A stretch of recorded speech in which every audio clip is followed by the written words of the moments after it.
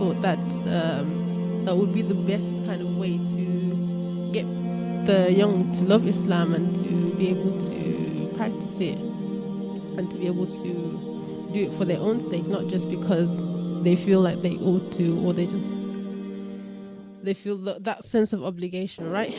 So, because it was the most valuable thing that happened to me in my life, and it till this day guides my life. And whenever I go over what happened, I try to find what were the things that happened. And I think the most important thing that did happen was my kind of discovering of the deep knowledge that was behind this religion. And that was really important to me, because I kind of perceived Islam as some simplistic religion, that we had these things that we had to do, and I did believe in Allah very strongly, but I still wasn't motivated. And so those things, the knowledge that I then found out, I thought if we could teach those children from that way, perhaps that would be really helpful in cultivating that love of Islam that I'm talking about. And some of these things, and I'm not just talking about the knowledge of Quran, like memorizing and the meanings, even though those are definitely useful, but I think the stories of our histories is really important, and the stories of the prophets, all of them alayhimus salam, and the Prophet sallallahu alayhi wasallam, his life, that was really, really important for me to come to that understanding. So I'll talk about the rest of that soon, inshallah. And for now, I'll just play a nasheed called Hello by Omar Isa.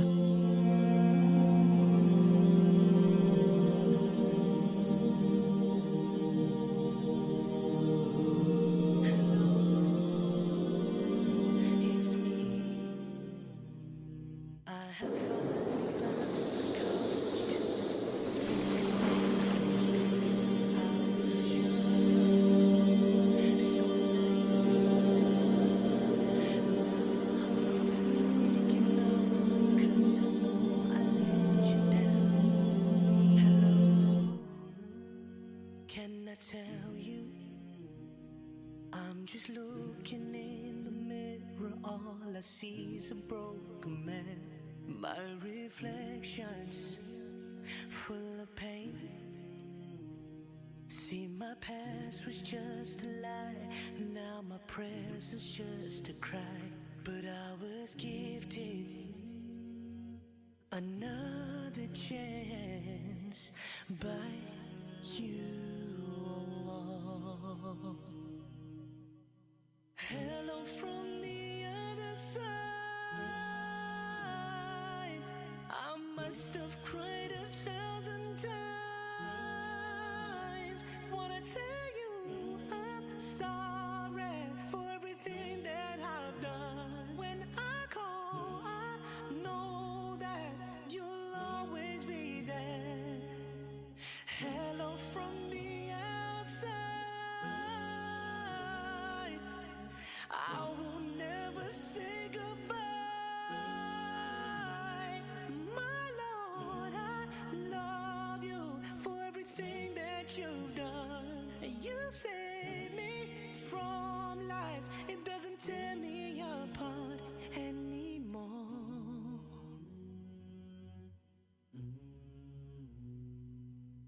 Allah, I know you hear me, 'cause you're closer than my pulse, which is running through my veins.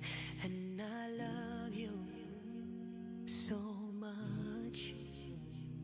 You're my all, my everything. Now I dedicate my life to you. Allah, I wanna say hello from the other side. I must have cried 1,000 times. Wanna tell you I'm sorry for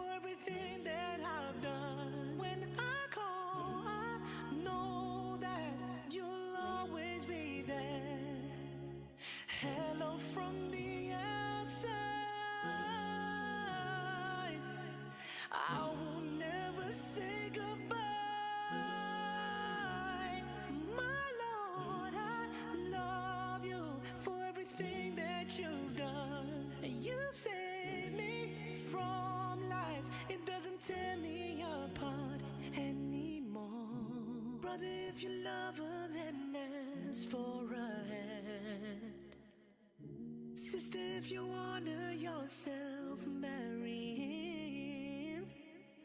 And if you're still searching for that special love, don't worry, 'cause we have love. Hello from the other side.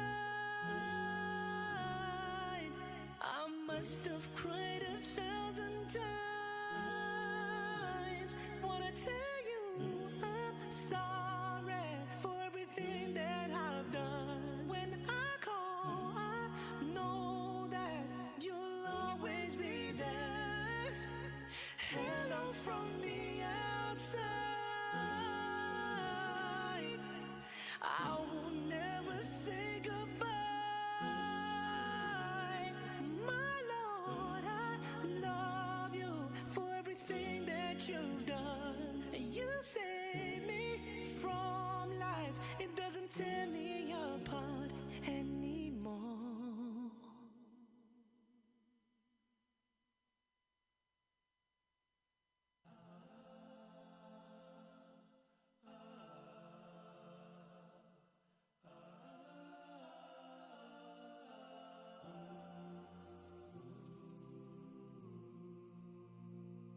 Looking up at the sky, searching for the most high. He rejected the way of worshipping gods of clay. Prophet Ibrahim knew that Allah was near, and that the heart of a Muslim is sincere. Under the hot burning sun, he declared God is one. Though with stones on his chest, his iman would not rest. The Mu'adhin knew that right will conquer wrong, and the heart of a Muslim must be strong. It's the heart of a Muslim through the guidance of Islam. Hello, assalamu alaikum. Hello, walaikum salam. Hi. So, Hello. hi. Is it Astu, right? Yeah, it is. Okay. Hi, assalamu alaikum, Astu. How are you doing? Me. Oh, nothing much. How are you doing? I'm doing nothing much. Okay. So, we were talking about, I started, and I think I started streaming a little bit late, so I don't know if everybody heard what I was talking about. And I started talking about a top. I started by saying that last week when I asked the question what I should talk about, a lot of the people were suggesting that I should talk about the young Sorry, people. Jalika, I can't hear you properly. You can't hear me properly. No, it keeps breaking. Oh, okay. Have you got a radio that you can listen to? No. Oh, okay. Oh, I don't know. I don't know. Hold on a minute. Just keep talking. I'll try to listen properly. Okay. Okay. So basically, I was saying that last week when I asked about what topic I should talk about, a lot of the people that were suggesting topics were talking about the topic of the youth, the young people, and how to teach them Islam and how to get them to love Islam and how to how to get them to practice and love it by themselves rather than just to practice to just be to just be praying because their parents told them so, or just to come to madrasa because they have to, and that kind of stuff. And I was talking about how important it is to actually for them to fall in love with Islam, to have that experience for themselves so that they can live that way, and they're not just doing it out of obligation.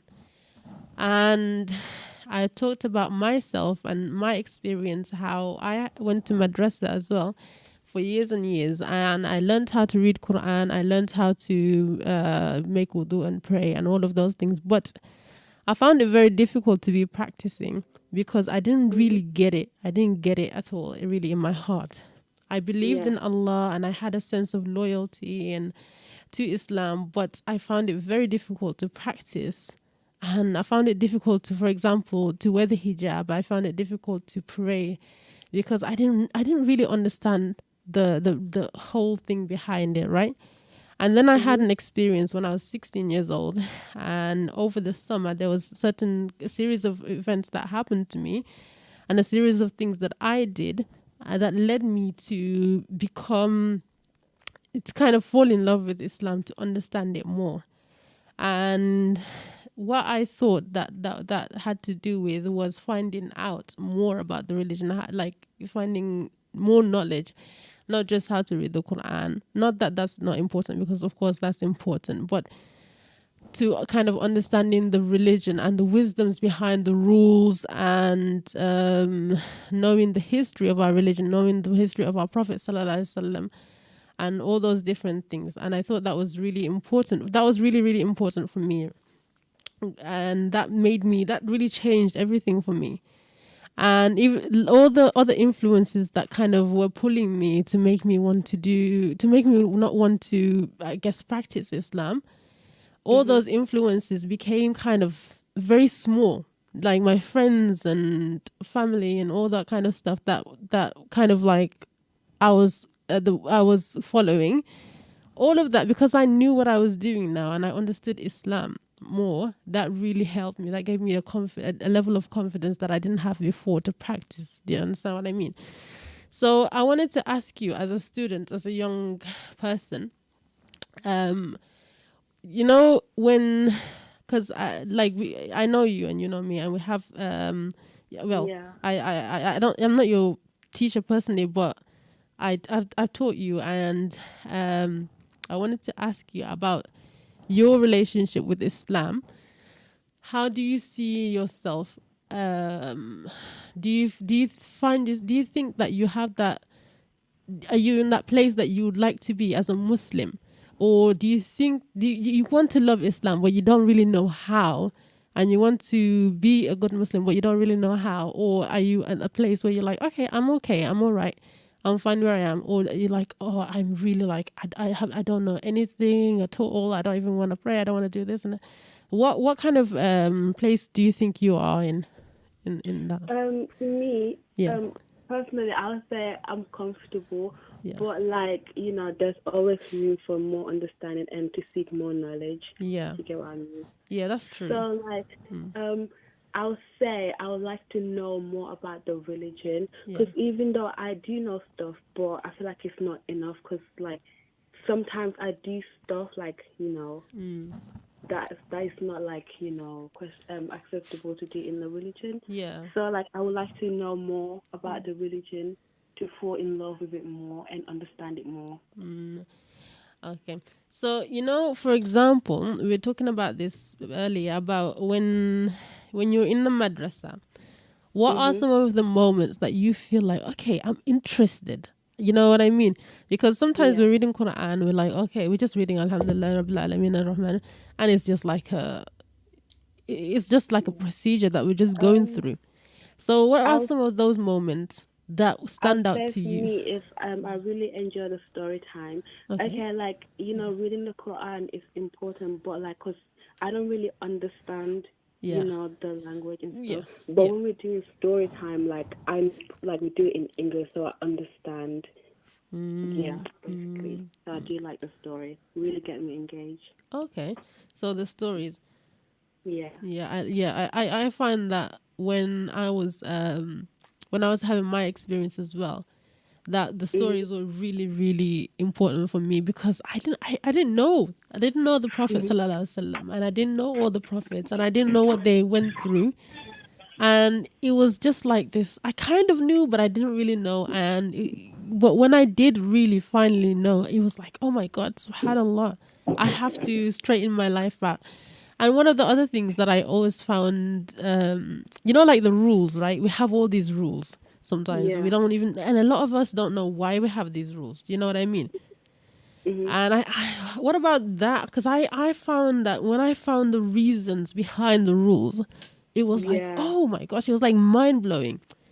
And that really changed the way I thought about it. And I was like, okay, now I'm going to follow it. And I find things difficult to do if I don't know why I'm doing them.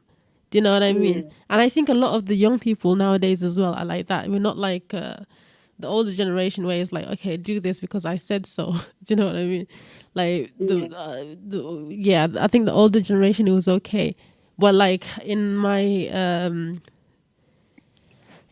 what's it called in my class, I get a lot of questions. I have sometimes young people asking me reasonable questions. They'll ask me, okay, why is it so bad? For example, I had this question: why is it so bad to have a child if you're not married? And it was like, okay, how do I explain this in a way that is going to make sense to this person? And you can't just say, oh, it's just wrong. Do you know what I mean? You have to kind of explain it to them. Okay, this is why, and this is why, and this is why. So yeah, and let me find another question.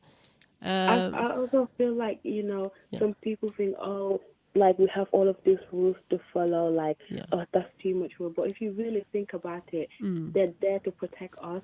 Like, for Exactly. example, when they say don't drink, don't have tattoos, it's all because they're not good for us. Like, smoking and drinking is going to affect, like, our lungs and stuff like that. So, like, the rules are there to protect us in a Yeah, way. yeah.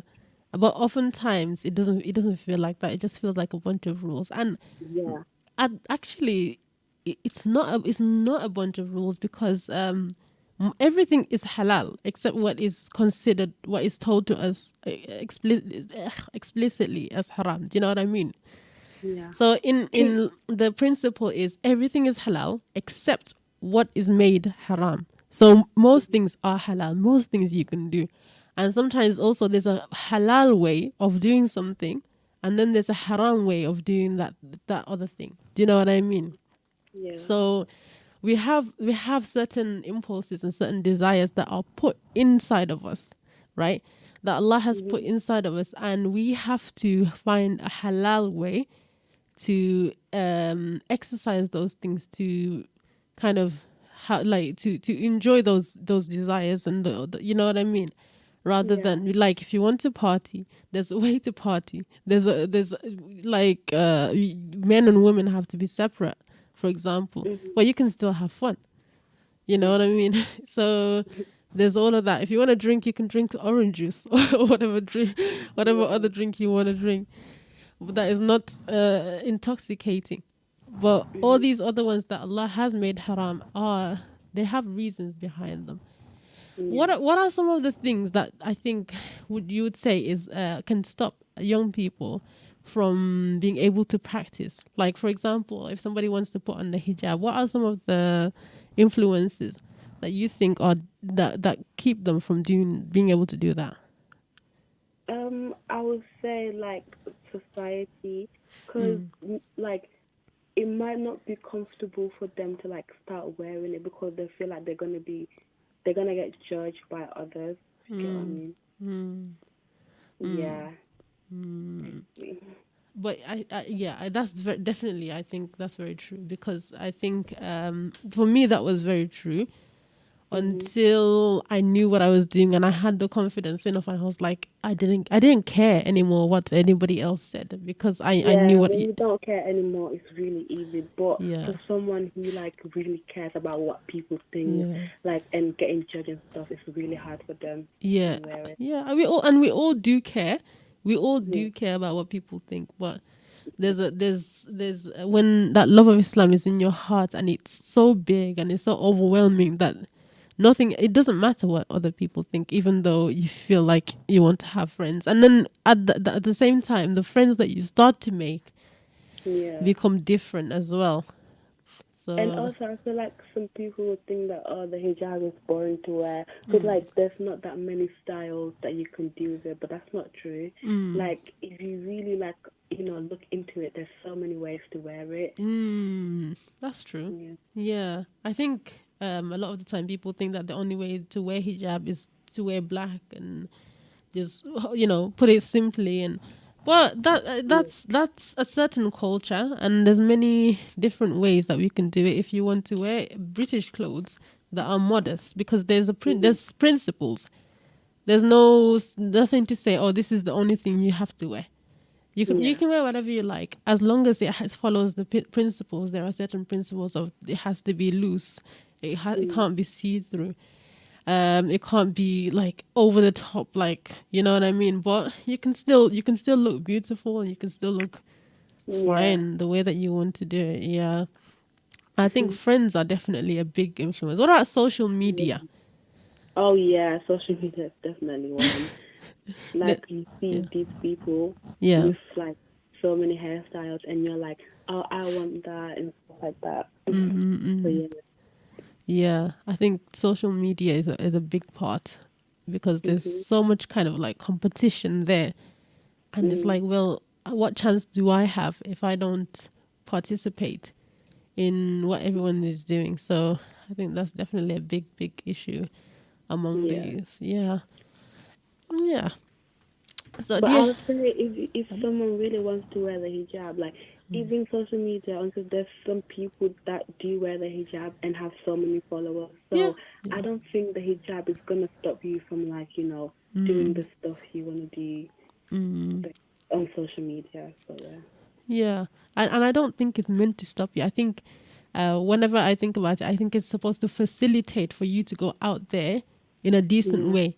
Do you know what I mean? Rather than for you to just be inside and not be. Yeah. But anyway, we're about to go on a break, and we'll talk to you again soon.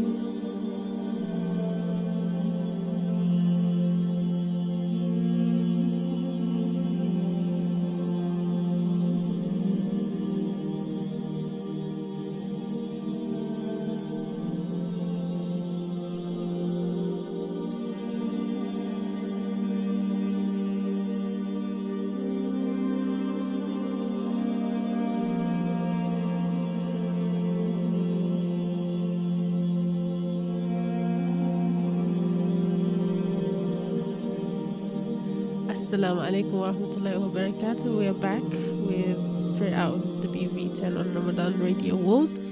I'll just be playing a nasheed called Heart of a Muslim, and inshallah I'll be back soon to talk about the topic.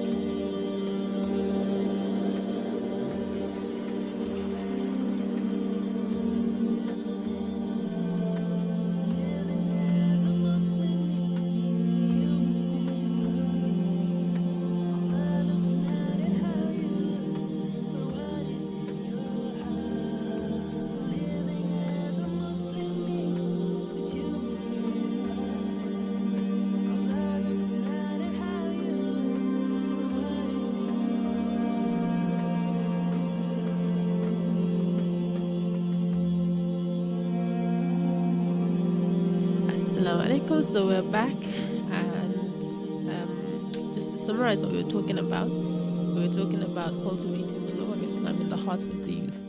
And I was talking to one of the younger people that we teach here in the madrasa. We're talking about what is it that actually stimulates your mind and your interest in Islam, not just because a lot we of course we learn how to read Quran, but a lot of the time that doesn't stimulate our hearts the way that other things do.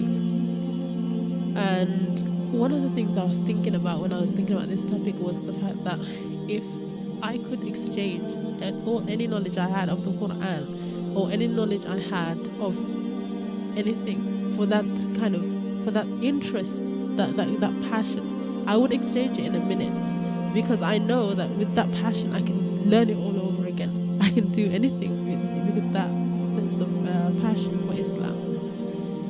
And we have another teacher here with us today, and I want to ask her a few questions. She teaches along with me here in the madrasa, in the Amin madrasa, and I wanted to ask her what her perceptions of this topic is. And so Bilkis, I think if you want, do you want me to go over the topic again, or do you want to go straight in for the answers? So the answers, okay. Assalamu alaikum. Wa alaikum assalam wa rahmatullahi wa barakatuh.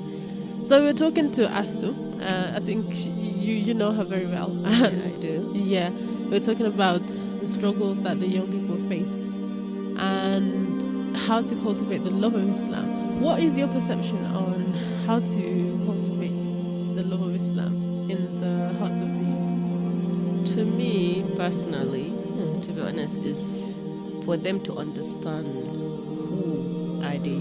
Yeah. Did they really believe in Allah? And how do they want to worship Him?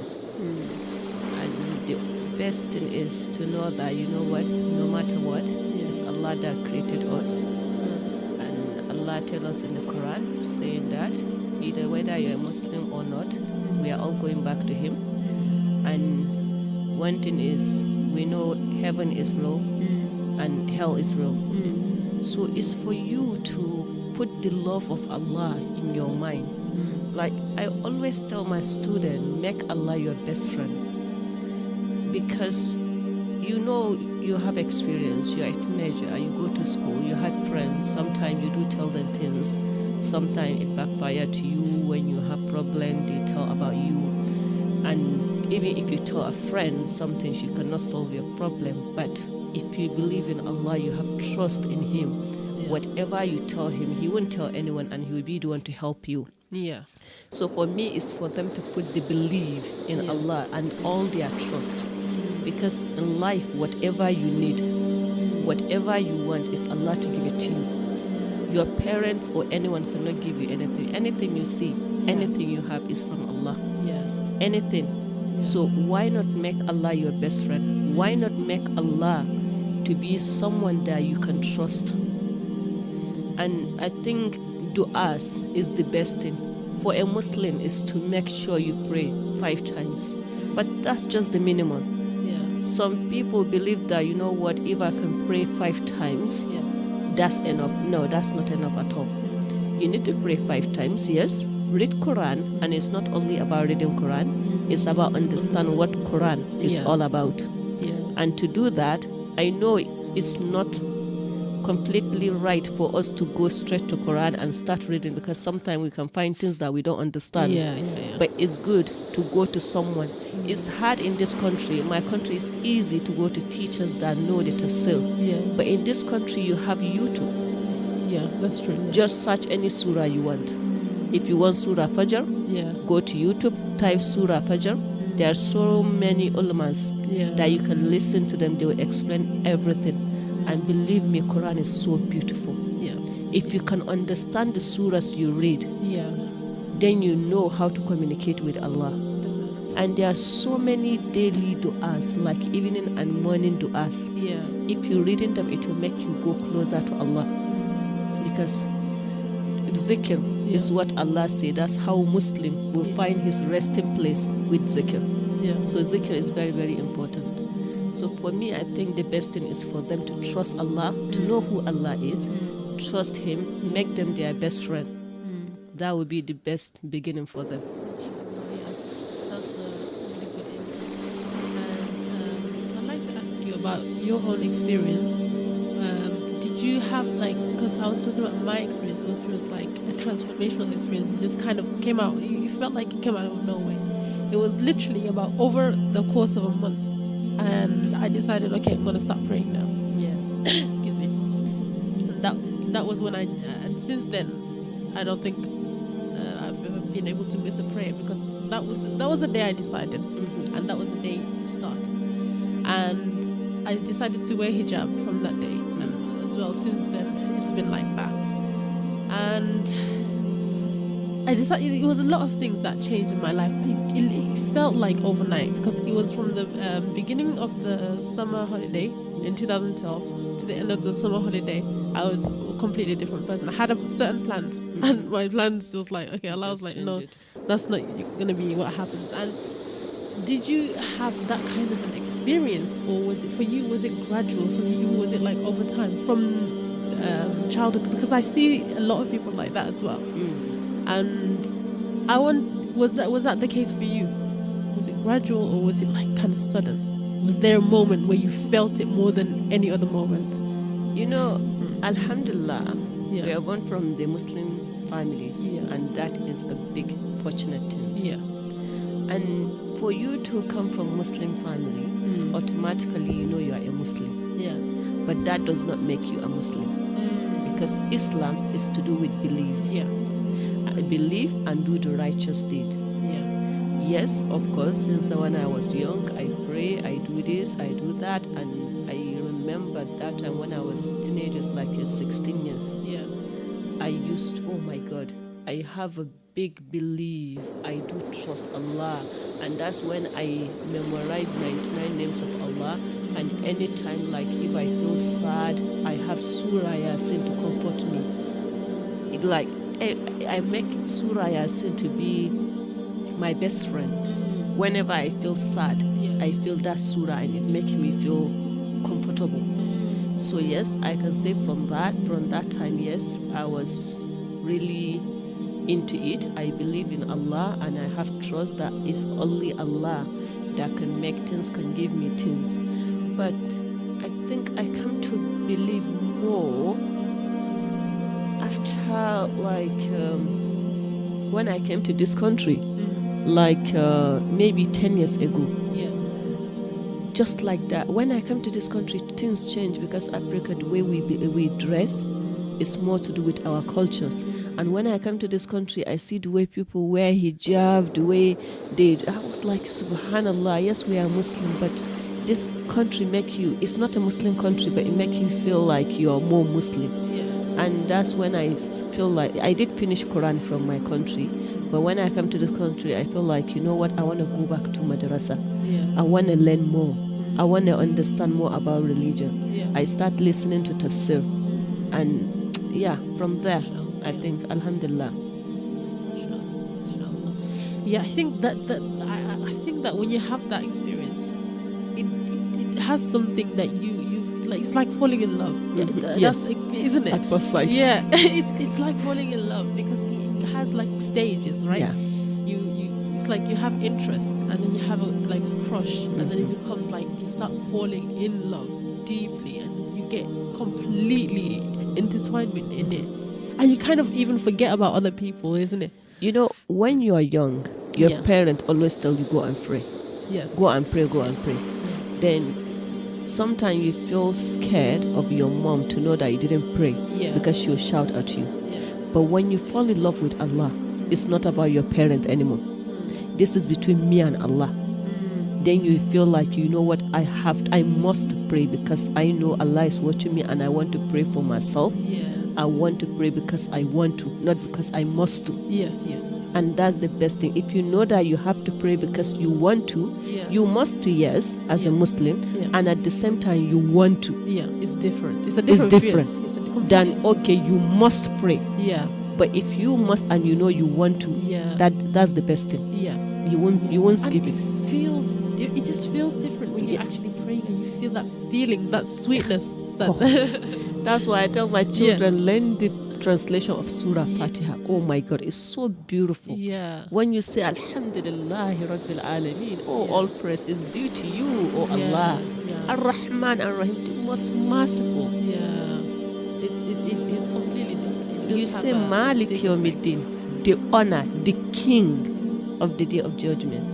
So that when I say that, I feel like subhanallah, I'm talking to Allah face to face. And it makes me focus.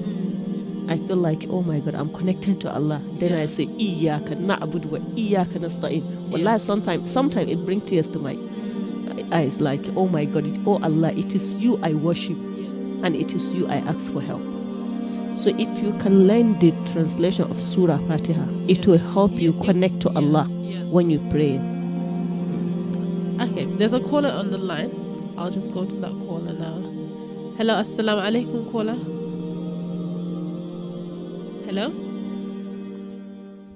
Hello? Okay, I think something not going right. Okay, I think they just rang it off. They'll probably be calling back. Oh, okay. I think I had the wrong mic on. Anyway, okay. So yeah, I think that what we're talking about here, that kind of experience is really important. Okay, here the caller's back again. Okay. Hello, assalamu alaikum. Hi, assalamu alaikum. Who's calling? Hi, Astu. Hi. So, have you been listening to what we were talking about, me and Dorcas? Oh no. Okay. Because I don't know where to listen to. Okay.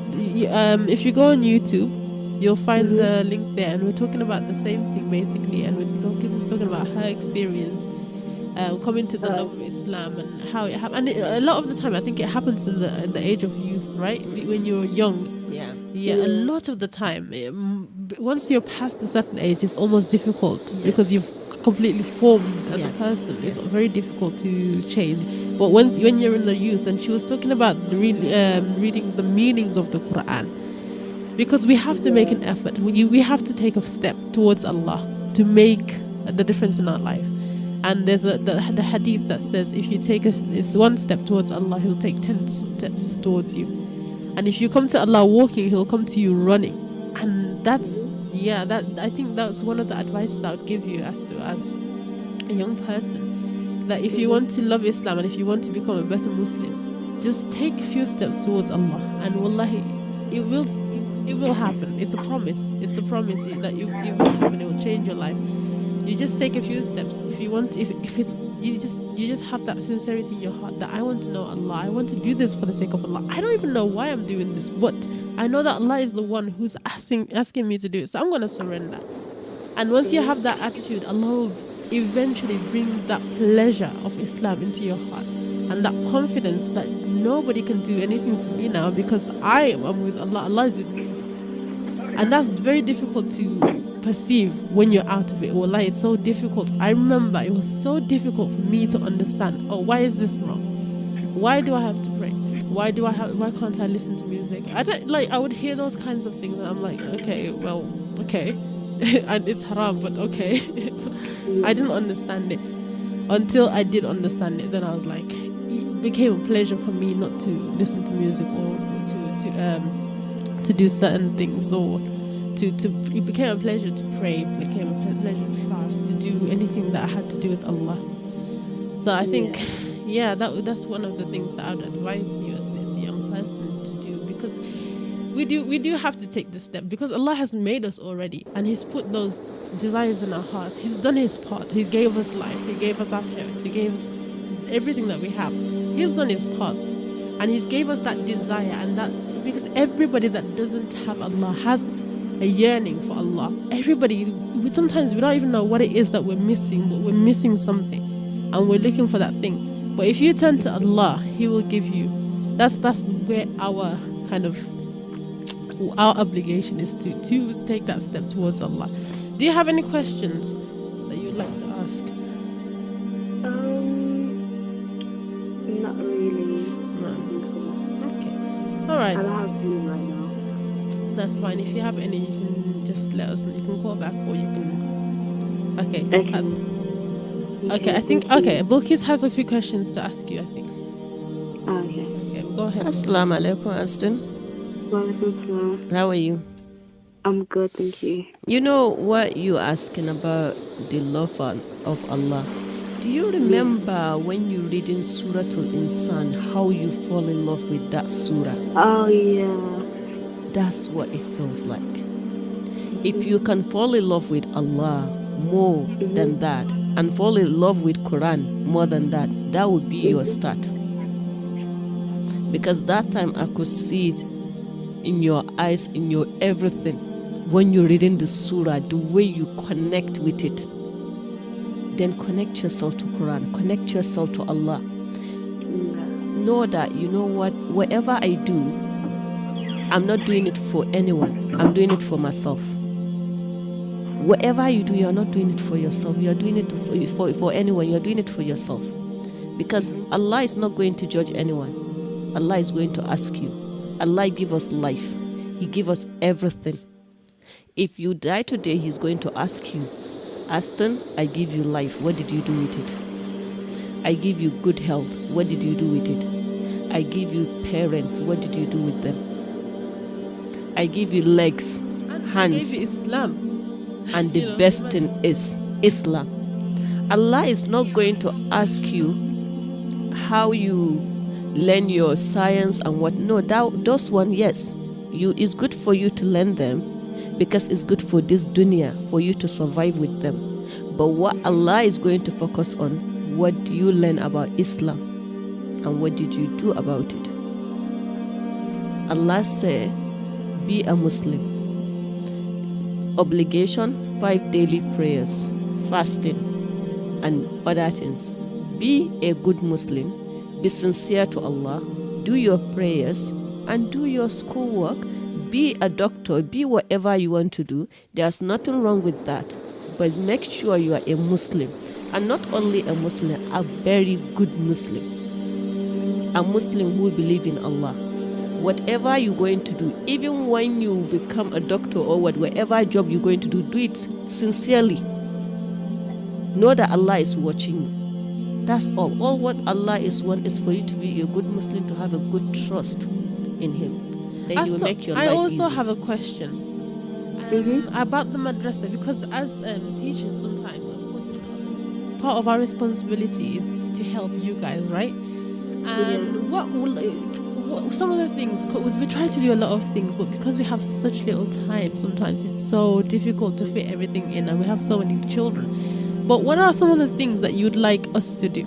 Like, for example, last time I had certain classes that had nothing to do with the madrasa. That was just me and some of the younger people, and I wanted to kind of teach them things that they didn't know that they would be fascinated with, and I hope that it was helpful anyway. But what are some of the things that you'd like us to do? Would you guys like us to do more activities? Would you like us to do like more history, more hadith? What are you guys interested in learning? It depends, because I feel like for like the littler ones, they will like more activities. I feel like that's how they will engage. Yeah, and then for like the older ones, I feel like the stories, we really enjoy the stories, so that will get them engaged. Yeah, I think so that's like, definitely, yeah. I'll say like instead, like for the whole day, instead of doing 2 things, why don't we like focus on one thing? Like for today we do stories, and then the next day we do like Quran, whatever it is. I think, yeah, definitely, because when you know, I found out something about the word discover in Arabic, and which is wujud in Arabic, and it means to discover, to find something, right? And I think this is what happens when you find something out that's new, right? The root word it has the meaning of to find something, and it also has the meaning of ecstasy. Ecstasy is that overwhelming feeling of like pleasure. You just feel like amazed and fascinated when you find something new. And I think that's what happens when you find out something new about Islam. When I found out, the Prophet ﷺ, this is why he did this, or this is why this happened, or he went to this place and he went to that place, and all these different things, I was like, wow, subhanallah, it's so deep. It was just like layers and layers and layers of knowledge that, and I found certain scholars that had much more of a way of explaining things that made it understandable. Do you know what I mean? Because do you listen to Mufti Menk, for example? Sorry, can you say that again? Do you listen to Mufti Menk? No. Oh, okay. Because he's somebody that, especially in the beginning of my journey, he was very, very like important for me, because I heard him in a different way. He wasn't just he was a person with a personality, right? He showed his personality in his lectures, and he there was humor, there was just humanity in the way that he was being. It wasn't robotic. It wasn't about, okay, this is haram, this is halal, this is that. He was smiling and telling jokes and telling us these stories, and his stories was some of the most important things when it came to me to change. And he would tell us, he would just mention little by little prescriptions. So if you do 2 rak'ats before or after Fajr, you get a palace built for you in heaven, something like that. And when I found out that, I was like, okay, he would just mention these little things in between what he was saying, and I was like, subhanallah, okay, I want to do that, I want to do that, I want to do that. And finding out these things were just completely just blowing my mind again and again and again. And I really do think that knowledge, finding new knowledge is the key. And inshallah, we're going to try to make sure that the madrasa provides that for you guys, inshallah. Yeah. Asta, thank you so much for calling in. I really enjoyed talking to you, and I really enjoyed what you had to say. So, sorry, Jalika, I can't hear you. I don't know what it keeps breaking. I'm just saying thank you very much for calling in. And okay. Wow. yeah, it was very nice to talk to you. So, assalamu alaikum wa rahmatullahi wa barakatuh. Bye bye. I also learned some stuff. Thank you. Okay, assalamu alaikum. Bye. Bye bye. Okay, so dear listeners, that's it for today. And thank you so much, Bilkis, for your contribution. I really enjoyed that. Thank you, Astu, for your contribution. Really, I love talking to the younger people, having them actually tell me what they want from us, and having them tell us. Pardon? Okay, sorry. So yes, having them tell us what exactly they want from us and what we can provide for them. So, Lucas, do you have any last words to say? No, I'll just say I'm really glad to be here. It's a very good experience. Okay, so Jazakallah khairan. So, assalamu alaikum wa rahmatullahi wa barakatuh, everybody. I'll see you next week, inshallah.